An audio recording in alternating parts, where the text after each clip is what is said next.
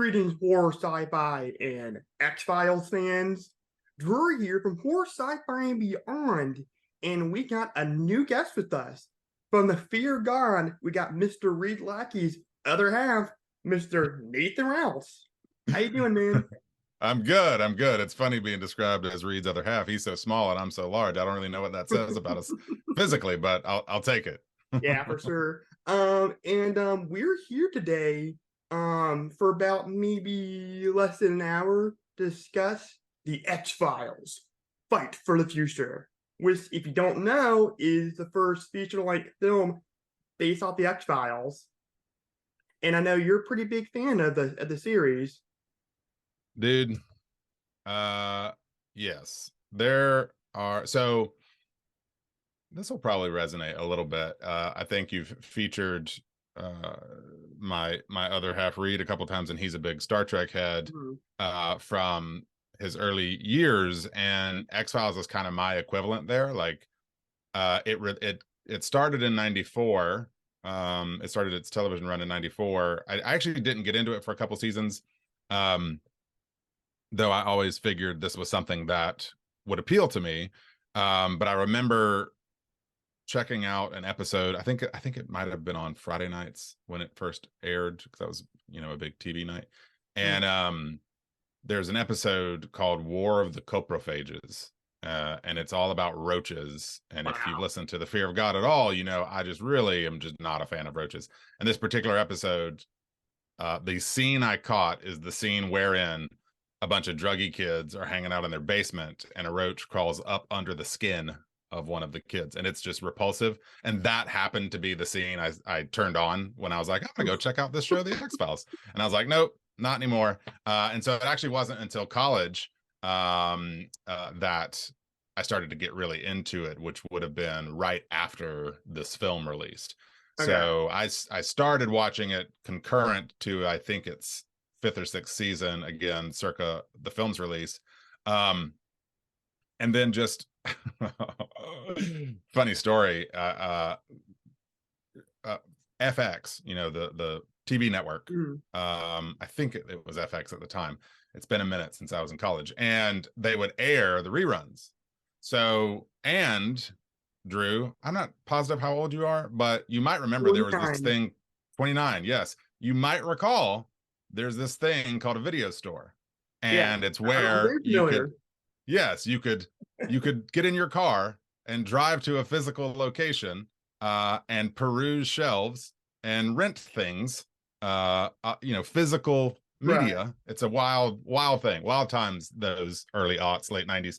And so the picture I'm trying to paint here is there was also a bunch of VHS releases. This is, again, predating DVD.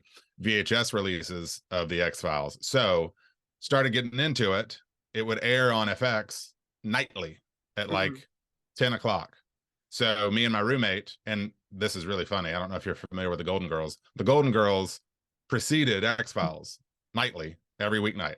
So me and my roommate at the time, which actually wasn't Reed, would watch the Golden Girls in prep for X-Files. It was a wild time, and I'd go rent the VHSs to just try to catch up. So I let me get this straight. Yeah. You go from do to thank you for being a friend in reverse order, but yes, yes, exactly. It was glorious. It was like, those are the days. And so I would rent the VHSs, because the VHSs at the time would just release the big mythology episodes. Right. So I was trying to understand what was happening in the show, and then I would just watch it every night and watch new episodes. So I actually remember where I was when the first series finale aired. I was at the Lost Colony Outdoor Theater in North Carolina, circa 2002 or so. Nice. Anyway, so yes, I've got a deep well of love for the TV show X-Files. I've only seen the first season of it, but I'm familiar with it. Sure. That Mulder's, he believes in like the paranormal and the aliens. Everything. Sort of his backstory with his sister. I don't know what the deal with the smoking man is, but I guess you can explain that, when we get later into the episode. And I know that Scully is the skeptic, and she kind of learned. And I love, especially in this movie, I love how both for their like personalities or both for their like I guess like mindsets kind of like Yep. Yep. when they come together. I thought that was And very interesting. But honestly, my sci-fi show that I'm obsessed with is Stranger Things. That's kind of like my okay. X Yep. Files and Sure. my Yeah. I get it. Star Trek. And while I don't necessarily share that deep of a love for Stranger Things, though I do respect it and like it. Mm. Imagine this. So what's wild about X-Files, and I've got kids, my oldest is 14, and every now and then I think, oh, is it time to start X-Files? And my heart wants that, but my calendar buckles under the prospective Right, weight of the fact that you've got 9 initial seasons mhm. of 20 to 24 episodes each. So, right there, you're looking at what, with a 45-minute show, 20 hours, 18 hours Yeah, times and, 9, and that's why I then can't get into films, it. then reprisals. Yes. So it is a daunting challenge. That said, we're not here to talk about the differences in eras of media, but Mm. if there was value in the old model of television, which is 24 episode seasons, it's that you could have some duds in a season, and you did. Mm-hmm. You could have some dud episodes that didn't like weigh down the whole thing. Whereas these days, with 6, 8, 10 episode seasons, if proportionately 2 of those are duds, suddenly a quarter of your output is, difficult to watch from a just quality standpoint. Anyway, that's a whole other conversation. But no, you're right. Stranger Things, kind of for that, this generation. I loved X-Files. It's kind And of X Files is you could have got kind of like like monsters and creatures, and sure, it's kind of gross for like the rating. yeah. And then you got like government cover ups and Oh yeah, yeah. it's definitely inspired. Shows like Lost, which I also love, shows like Mhm. Stranger Things. These definitely take their cues from uh something like the X-Files. And even And it, oh, sorry. doggone it, they would cite an inspiration whose name is it, Kolchak, the Night Stalker. I never watched that show, but I Yeah. think that was a series that was heavily influential on Chris Carter creating the X-Files. Yeah. What's funny, Drew, about you saying, your familiarity with the show, I watched the movie for our conversation thinking like, okay, what does Drew know about the X-Files? Because I was like, man, this is the series, they did 2 reprisal seasons, but those are pretty hit or miss. And why would you watch those if you hadn't seen previous? So I was kind of curious what your intake was. So were you able to kind of follow the film? Yeah, the only thing is the Smoky Man was the or Sure. the cigarette Smoky Man was the only thing I got real confused about, but everything else I kind of knew. Yeah. Oh, and then that, and then like I guess the minor thing of the X Files being closed. I guess that was something Yep. in the season previous to it. Um, I wish they kind of would have like explained that a little bit more because they went on and all this. They took all this time to explain Mulder's and Scully's relationship. Sure. And then Mulder's backstory, which I thought was awesome when he's like drunk at the bar, and then Yeah. like Oh, even says that's like a his nickname was fantastic Spooky. monologue. Yeah.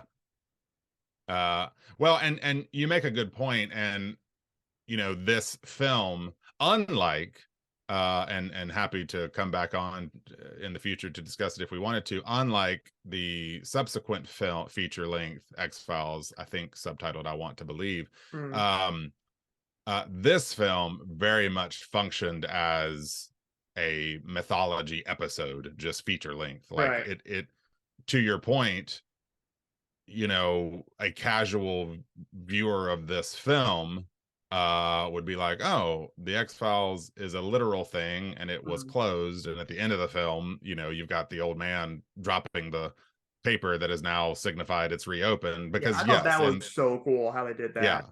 in the run of the show, this film bridged seasons 5 and 6, in Mm, which at the end of season 5, the FBI officially shuts down the X-File, dun dun dun, this yeah. real moment of loss for our heroes, as their investigations come to a Right. halt, and now they're just FBI agents, Mm. not X-Files pursuers. Now So yeah, I want I to could see that. ask you, why did the X Files get closed?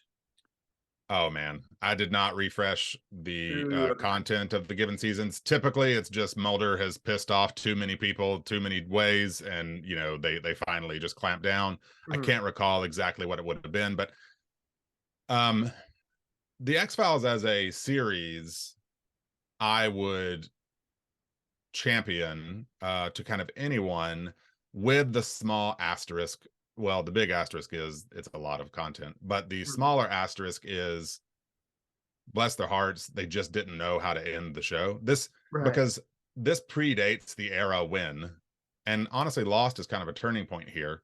Um, when a show could kind of write its own ending, you know, Mm. a network television show, because that was an era where, you know, Fox network, they're going to want this, at the time, global sensation on as long as it can be, Right. because they get ad revenue and all that sort of stuff. Mm. And so the X-Files series, because there was no defined ending to it, just starts to get kind of nonsensical by the end. Right. You're like, and even watching this film, I was like, I don't really understand what's happening anymore. You know, like who's, Right. clearly the old men are the bad guys, Mm. but in terms of what the actual plot is pretty confusing. Right. Yeah. So I guess let's sort of get into the actual movie real quick. Sure. And before we do that, let's do the plot summary according to IMDb or BD. I always mess that up. Mulder and Scully must fight the government in a conspiracy and find the truth about an alien colonization of Earth. So, first off, being a fan of this franchise and this Mhm. world, um, do you think that this is a good X Files story? Like, do you think the writer came up with a good, kind of weird kind of thing that Mulder and Scully have to figure out what's going on here? um yes and no. I mean, I think it's funny watching it this time, and it's been years since I'd Mhm. watched it. So the kind of there's sort of three pillars that the X-Files intellectual property, or the series, or the idea itself, stands on. And those three pillars historically were a monster of the week style procedural show, right? Like Mulder and Scully are going to go investigate a creature sighting in, Mm. like, the Jersey Devil. They're going to go Right. investigate the Jersey Devil. There's an episode called The Jersey Devil. And that's actually more the style of the second feature film. It's much more monster of the week, which was Okay. smart on their part. And I wish they'd kind of continued that path with features.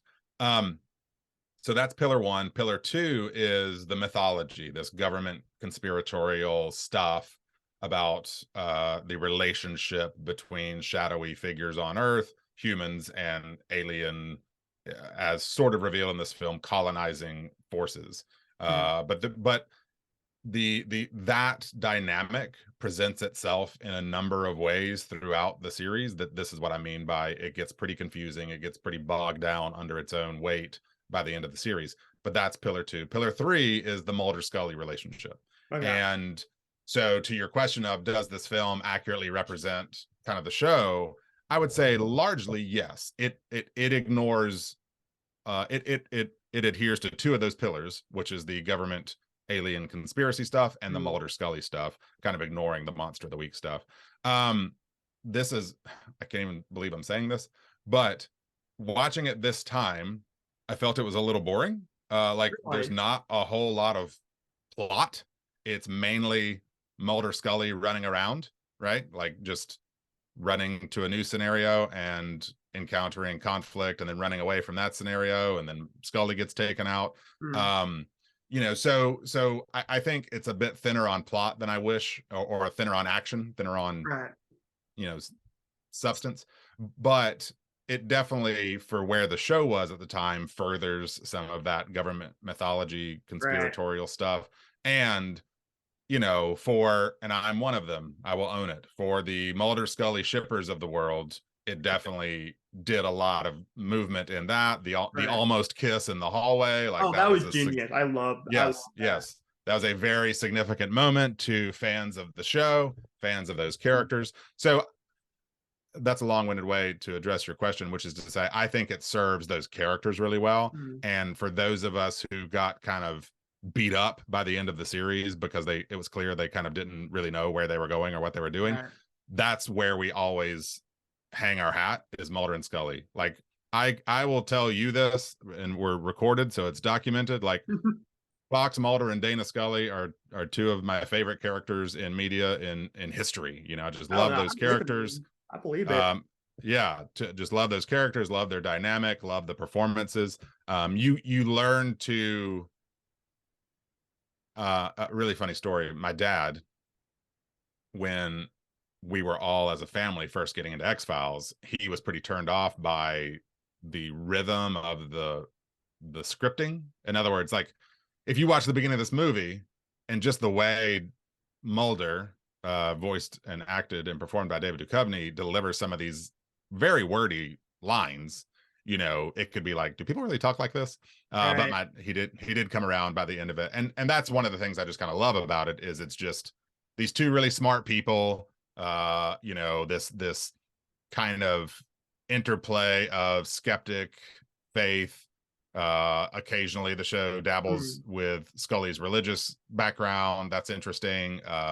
You know, people just wanting, you know, a tenet of the show is I want to believe. And so this idea that undergirds the whole series is, you know, wanting to believe we aren't alone in this world, metaphysically and or terrestrially, you know. Right. So no, I think the film does a pretty good job of articulating the sort of roots of the show, even Mm. if, you know, 25 years on, 20 years on, I'm not positive as a movie it's a real nail biter, if that Right. makes sense. Yeah. I actually really enjoyed this movie. Good. Watching anything past season one because you know you had this alien kind of thing in there with the liquid. I thought that was real kind of cool. I was getting kind of real Venom vibes Sure. with that. And then it kind of made me want to watch the series because you had this whole government conspiracy thing, that kind of connected, from the last 5 seasons or the previous seasons Yep. rather. Yep. I thought that was all interesting. Love the intro to Scolder and Molly.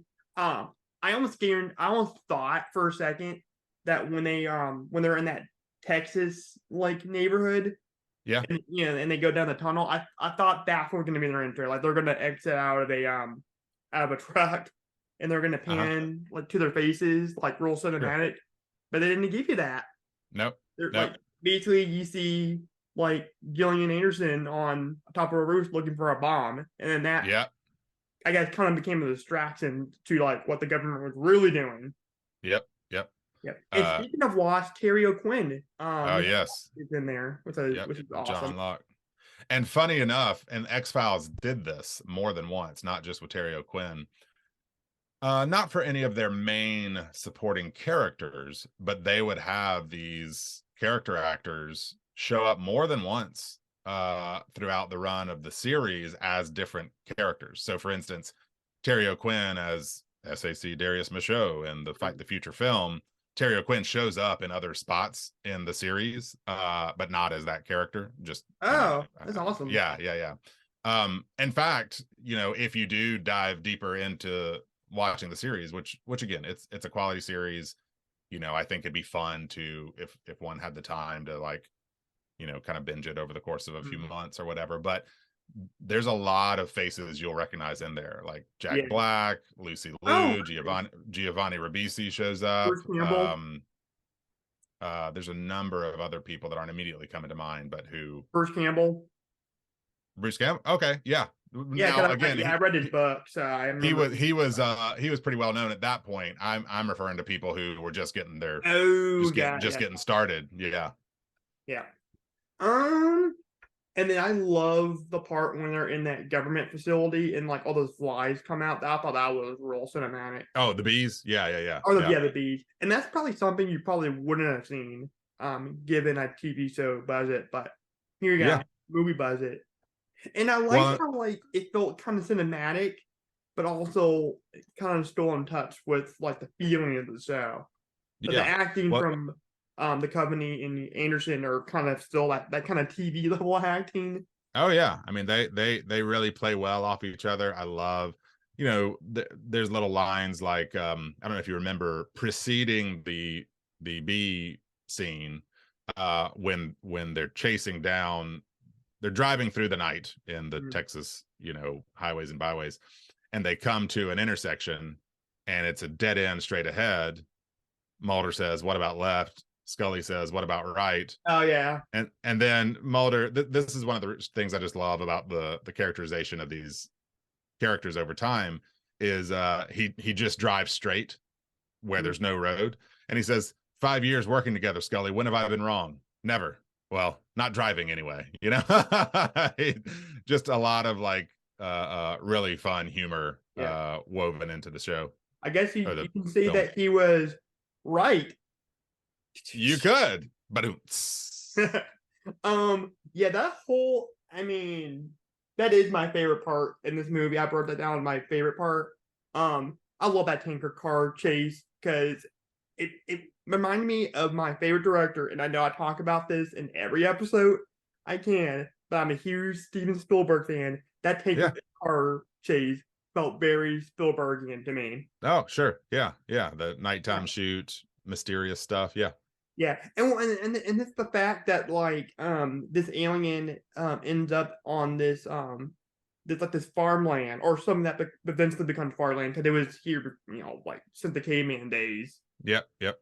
But I love the whole farmland aesthetic because you see that in so many sci-fi alien movies. The biggest one being Superman. You know, Hmm. him landing in Kansas, or Mm, you got Signs is another big one, or the Blob. Even Killer Clowns, they land in some farmland. yeah, I just love that iconography because with more Americana than like farm, sure. Yeah, and then like you got an alien coming down, kind of destroying that kind of sense of like the American dream. You come over sure. here to Yeah, yeah. work hard, and that's where a lot of people do. They farm. That's their chosen profession a Sure. lot of the time is that. No, I really So like it that. kind I of wouldn't wrecks have that kind of thought of that. idea. Sure. Yeah. Yeah, I mean that to your point earlier about thinking the film will open a particular way or introduce Mulder and Scully in a particular way, and really what you get is the kids, you Mhm. know, playing in the dirt, basically. I will say, just to illustrate how deeply rooted this film is in my family's lexicon, is Lucas Black, who went on to a number of, or rather, a really, good acting career as he grew up, is the kid who falls in the hole Mhm. and he finds the skull. Do you remember this? Yeah. And when the boys up above say to toss the skull up, he says, "No way, butt wipe, this mine." So that line, to this day, my brother and I will still say to each other, "No way, butt wipe, this is mine." Right. Just because this movie had such Yeah. an And impact if on you us. don't know who Lewis Black is, he was the main character in Fast and Furious Tokyo Drift.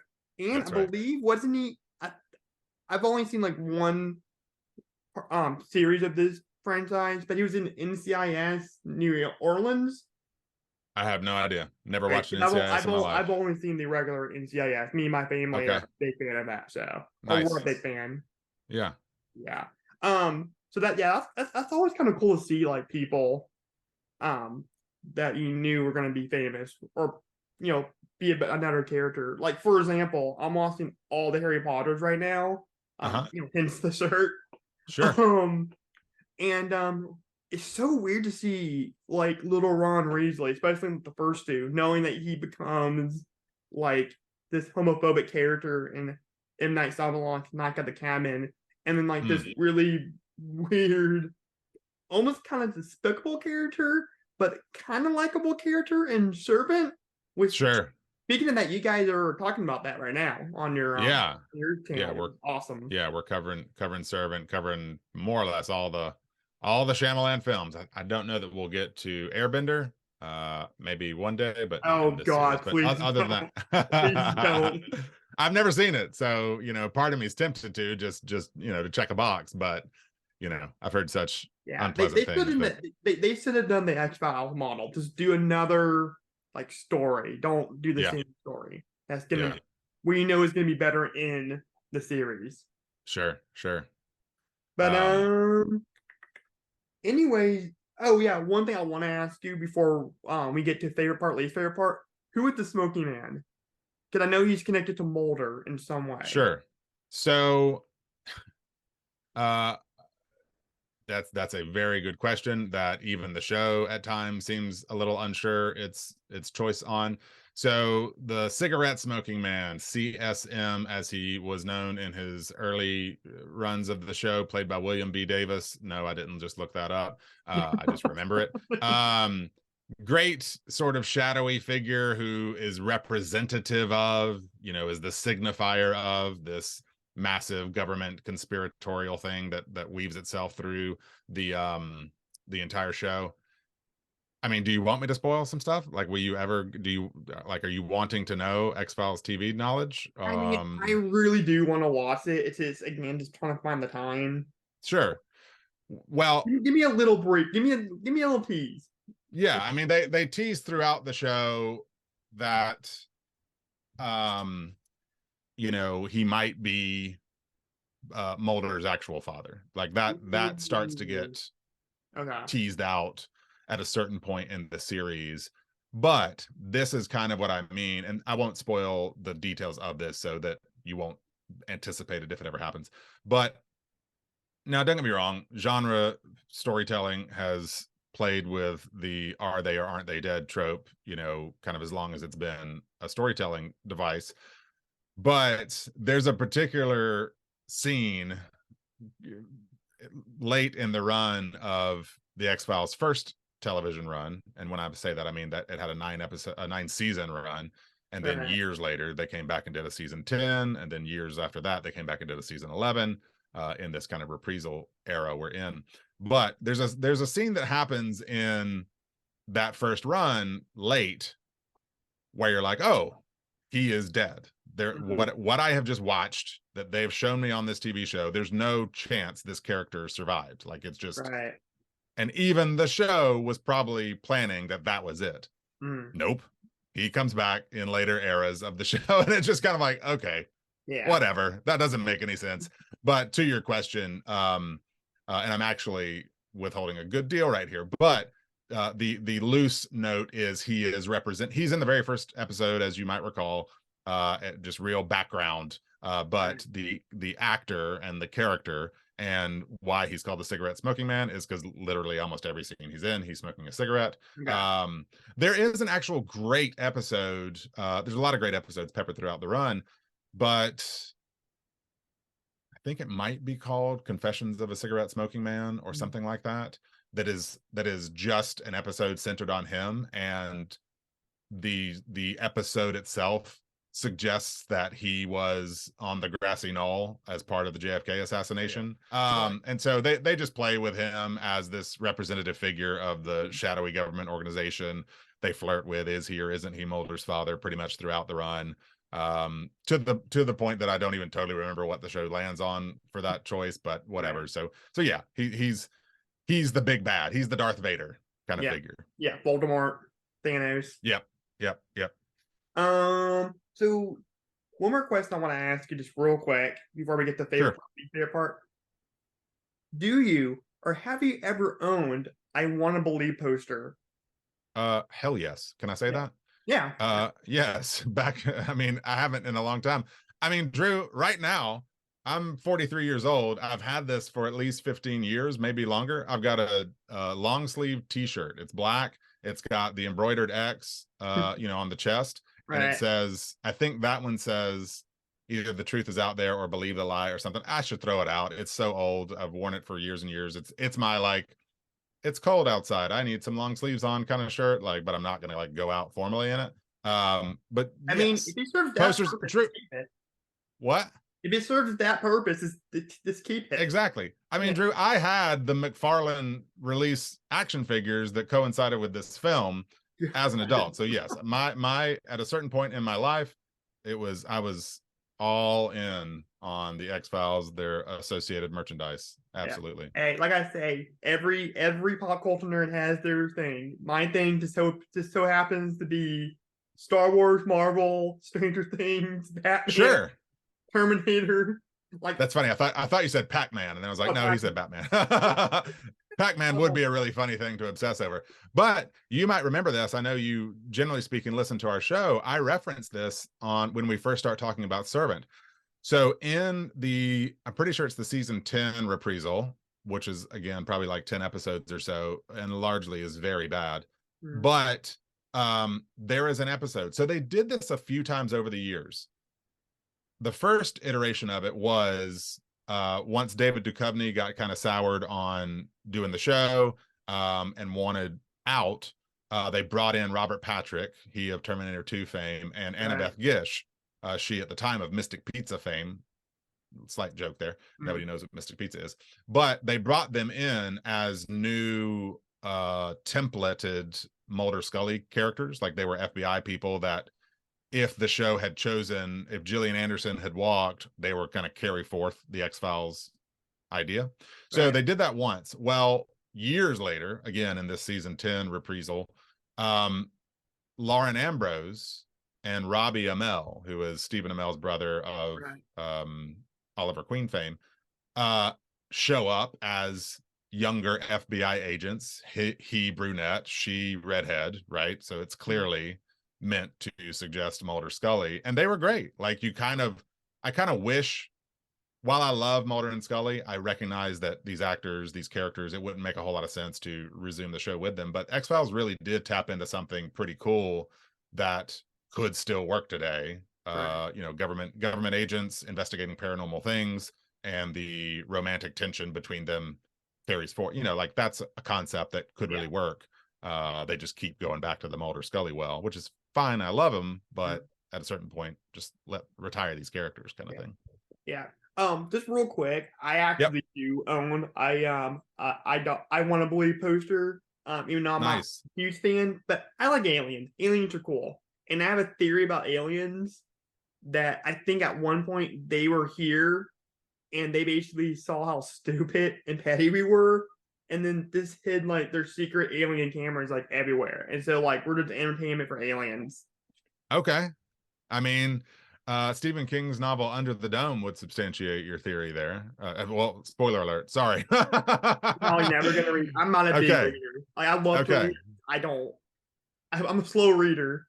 Sure. Well, it's a very long book, so I just kind of spoiled the ending for you. But it's that kind of idea, basically. Yeah, it literally like took me 4 months or 4 or 5 months to read Jurassic Park.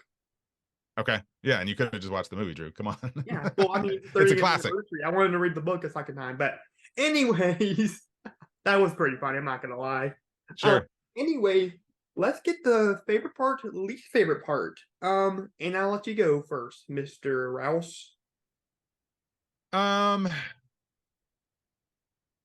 I guess if I had a least favorite aspect to the movie, it's a bit meta and a bit in it. The in it is, I think the third act is very uneventful. Like Mm, it's just Mulder going to the Arctic, investigating, trying to save the princess, in this case Dana Scully. right. And there's just not a whole lot that happens. And just watching it this time, maybe I was watching the clock at the same time because I was needing to make it happen, but I just found myself being like, huh, this is kind of boring. So maybe that I don't totally know what they might have done there to give it a little more thrilling aspect, but so that's the end text sort of dislike. I think my meta, if it's a dislike, I don't know, is just to your point earlier, it's hard to watch this now and really understand what it's pointing to, right? Like I wouldn't say, an encyclopedic knowledge of the X-Files TV series is required reading for this movie, but Mm, it's a little inaccessible if you aren't already pretty familiar with some of right. its kind of the notes it plays. So I think again, that's kind of meta. And then do you want me to go ahead and do the like as well? Yeah. Okay. You already pointed to it. Uh the overarching like is just I never don't love watching David Duchovny as Fox Mulder and Gillian Anderson as Dana Scully on screen and talking to each other, ribbing each other, flirting with each other. Mm. And I actually went and found it yesterday, and now I guess I accidentally drifted away from it. But Mulder's monologue that you already referenced when he's drunk, you know, what do you do? What do I do? I'm the key figure in an ongoing government plot to suppress the truth about extraterrestrial life, blah, blah, blah. My friends are, a joke to my peers, an annoyance to my superiors. People call me Spooky Mulder, whose, sister was abducted when he was just a kid and who shouts at the sky with a gun in his hand to anyone who'll listen. That the fix is in, the sky is falling, and when it hits, it's going to be the shitstorm of all time. Yes, I just did that without reading it. Wow. That's how much I knew that monologue back in the day. But it's just such a great encapsulation of this character. And to the credit of the scripting, like it works. It is exposition, you're learning things, but it's contextual exposition. It's not just like a random aside about, some character explaining themselves. He's answering a question he's being asked, but he does it in such a fantastic way. So love that scene. Just love the Mulder Scully interplay. More Mulderisms of when I don't know if you remember this, they're going to investigate the bodies, right? The bodies that were discovered dead, that were actually already dead from the building explosion. And they're confronting the officer in charge in the basement. Do you remember this? And he says, Mulder totally fakes his way in to and past this guard. He's like, something about who's your commanding officer? Oh, General McCaddy. Oh, General McCaddy is who requested us, and the guy goes to call him and he says, we don't have time to dick around while you illustrate your ignorance in the chain of command, and then they just quickly brush past this officer to go do their investigating. So stuff like that, just watching these characters do what they do is just a lot of fun. And I really enjoy that a lot. So yeah, I mean,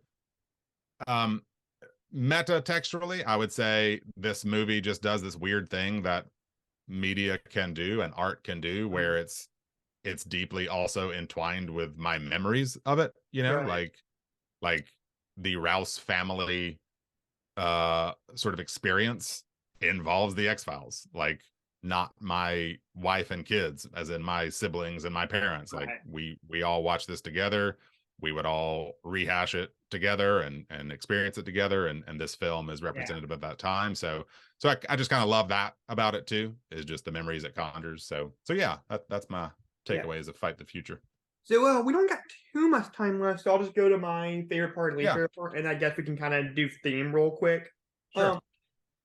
We already talked about two of my favorite scenes, which is the bomb scene and then the tanker car chase.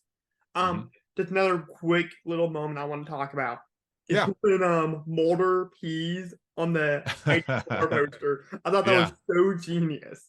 And the fact these are both 21st or 20th century Fox property makes it even funnier. Apparently Chris Carter just didn't like that movie for some very strong reason. I don't know what it was, but yeah. Well, and speaking of properties owned by Fox, I think it's cool how I mean, I guess they don't own it now, but like for a time being, they actually own the X-Men. So that's two Fox properties with X in the title. And X is a big part of it. That's interesting. So, and then my least and I guarantee you, if Fox Mulder ever got wind that there was a telepathic bald man living in the suburbs of New York, he would open an X-File on the X-Men. Absolutely. Yeah, just a layer on layer. Exactly. Yeah, like Shrek with the onions. Onions are ogres are like onions. They got layers. Yeah. My least favorite part would probably and like I said, I wish they would have explained why the X-File got closed. Also, I kind of wanted a bigger version of the theme. Like I like how they did like smaller scale versions of the do do do do do. Oh, the score? Yeah, Yeah, but yeah, give me a bigger cinematic version, like Michael yeah, Giacchino did with Spider-Man. When you're yeah, like, hell yeah, this is X-Files, baby. yeah, yeah. I Yeah, mean that score, that Mark Snow scored piece is just so signature and kind of fundamental to the show. Yeah, you're right. It would have been cool to have a bit more yeah. bombastic Well, version of it. that's the thing. Like, I think that kind of speaks to the impact of the franchise, where anything weird that happens, you always do. We always say, "Oh, I'm gonna call Mulder and Scully," or you always Yep, do the yep, theme song. This is interesting. So real quick, we don't got too much time left. Let's do this thing just for a couple of sure. minutes. So, what is one thing you found out in the movie? Or you found in the movie? If you can think of one. Yeah, here's what's hard about the X-Files these days, Drew, is and why it's kind of just this entertainment oddity. And I don't know, this is this you brought me on this show and you've listened to the Fear of God long enough to have a general understanding of my perspective, and so hopefully this won't come off as too whatever and out of Yeah. place. But there was an era where a a character like Fox Mulder, who existed inside the government but also brought to light all the nefarious and conspiratorial things that the government was involved with or the Mhm. cause of or participating in, was kind of cute and fun. Right. And now it just feels weird. Like, I Oh, don't yeah, know, absolutely. in the era we're in, where, and in fact, I think it's in the season 11 reprise, they do an episode about this where basically Mulder kind of is shrugging his shoulders, like, everyone thinks nothing is true, that everything is a lie, and that the government's involved in it all. And I don't even know where the X-Files exists anymore. Like they go meta in a particular Yeah, episode, that's kind awesome. of, yeah, kind of addressing that concept. And so, you know, I want the theme, and I think the theme is, like, don't believe everything you see, don't believe everything you hear.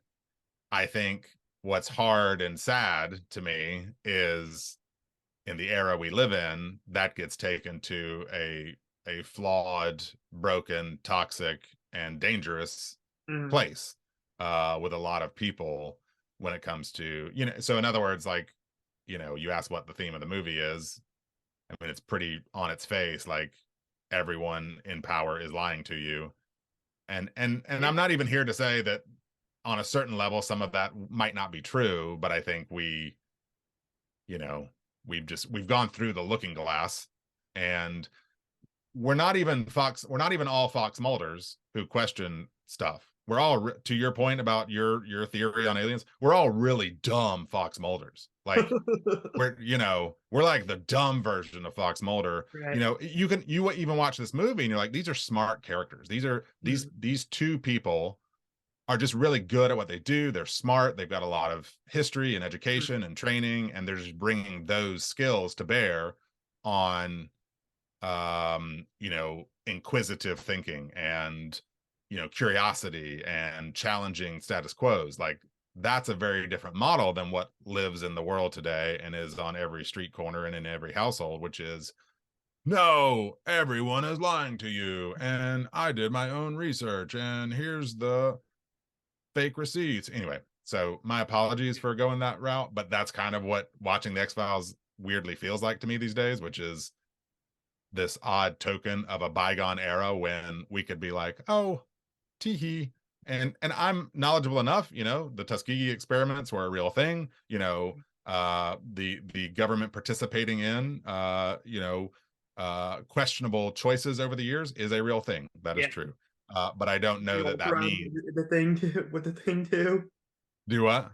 MK Ultra with the thing. Yeah, yeah, sure. But I don't know that that inherently means, hey, literally everything the government does, touches, and embodies is Uh, wicked, evil, and nefarious. And because I just don't think. I don't think that's true, and I think that's a very sort of myopic Yeah, and for sure.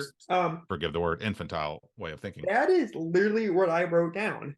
Good. You can explain it better than I could. Well, One, how do you well put it in your words though? How did you see it before hearing that? Like, what would you have said is um, your yeah, I think a lot of the stuff you touched on, I kind of agree with. yeah, One big point of, I guess, worried or concern I have right now is our city past of stuff that built our country. So, sure, like the genocide of indigenous people and then sure, slavery, yeah, uh, and we're reaping the benefits of that. sure, And I know you can't change history at all. Um, but the fact that it's even bad if when our government doesn't acknowledge that, but just people at large, just they just don't want to acknowledge that sure, sure, you're benefiting off of the oppression of other people. sure. And our government is trying to do whatever they can so our children doesn't learn about that because they think it's harmful, but it's more harmful not to know that, I feel like. Sure. Yeah, and on a certain level, not to split hairs, I think, that's going to be a sort of a depends on the side of the political aisle you're on in a general sense of how forcefully, we are trying to quell that history. Mhm. But you are absolutely right. I mean, honestly, and I applaud you for sort of seeing some of those things. Like, I am the child of an educator. We deeply value the notion and education as a means of learning, Mhm. and public school system writ large. Like it's astonishing how, yeah, Fox Mulder in 2023 America would just kind of throw Mhm. his hands up. He would close the X-Files himself because he would say the entire place is an Yeah, X-File, and yeah, this is I'm all only one BS. man. Yeah, yeah, I'm just one man. But yeah, it's a weird, in a way that very few pieces of media do, Mhm. but because the X-Files as a concept was rooted in the notion of, the conscientious objector, the Fox Mulder character, Right. who is working from the inside on a crusade to just, as the show's tagline over the years implied, that the truth is out there. Yeah. There is a thing you can find that is real, but yeah, it can be Yeah. very much taken to. We live in an X-File, and it's a weird world we're in right now. Yeah. And I'm sure you're like this too, but I've been watching the news the last, few years and I know a lot of stuff that's going on. It's crazy right now. And I don't want to get into it too much because I don't want to take up too much of your time. You're Um, good. but on that note, what would you rate this movie out of 5? Because it's been a minute, what are our metrics? What is just general, like, Yeah, just entertainment general. I factor, haven't or came up with a little thing like you guys have. yeah, you're good, you're good.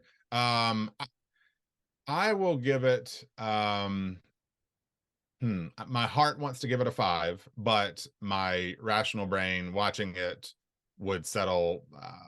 I'll go on a 4 so that my heart wins a little bit. Yeah. I do think, if you're like, this would be a hard movie to just, like, with a group of friends on a Friday night, be like, let's watch X-Files Fight the Future.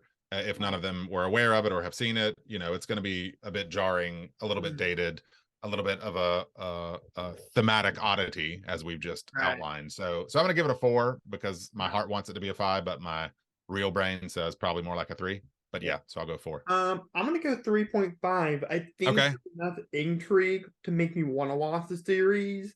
Yeah. There's just some confusing parts with like the whole government thing, for better or worse. But yeah, this has been kind of fun because me and you have never had this kind of one-on-one time. Because it's Yeah. always been me, you, and Reed. Yeah, that's right. And like, I'll be Mulder and you can be Scully in our dynamic here, Yeah, just, exactly. this constant tension, will they, won't they?